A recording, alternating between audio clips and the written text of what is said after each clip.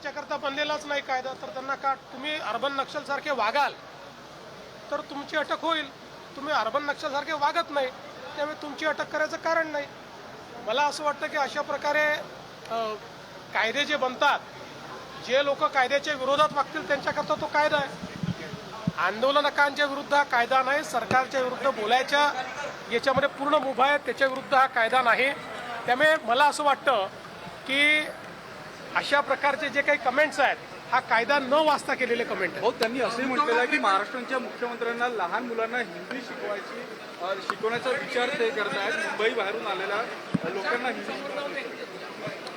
माझं अतिशय पक्कं मत आहे, महाराष्ट्रामध्ये मराठी शिकली पाहिजे, ती कंपल्सरी असली पाहिजे, ती अनिवार्य असली पाहिजे, ती आपण अनिवार्य केलीच आहे.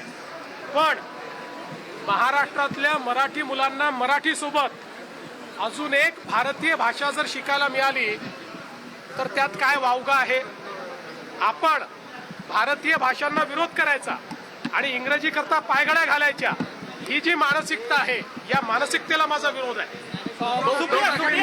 सुप्रियाताई म्हटलं की पुण्याच्या उद्योगांमधून दादागिरी संपवावी मुख्यमंत्र्यांनी, आम्ही त्यांच्या सोबत आहोत. चांगली गोष्ट आहे.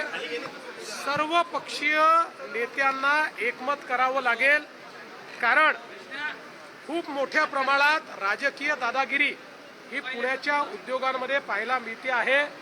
विविध पक्षाला हे लोक त्या ठिकाणी त्या पक्षाचं नाव घेऊन त्या ठिकाणी दादागिरी करतात. मी तर मोडून काढणारच आहे आणि त्यात जो जो मदत करेल त्याचं स्वागत आहे. उद्धव ठाकरे यांनी तुम्हाला थँक्यू भाऊ.